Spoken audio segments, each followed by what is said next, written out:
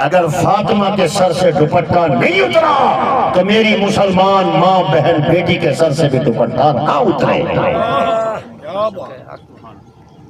اگر پردہ خاتون جنت نے زندگی میں کر کے رکھا تو میری مسلمان ماں بہن بیٹی بھی زندگی میں پردہ کر کے رہے۔ آج کے معاشرے کی عورت کے بارے میں تو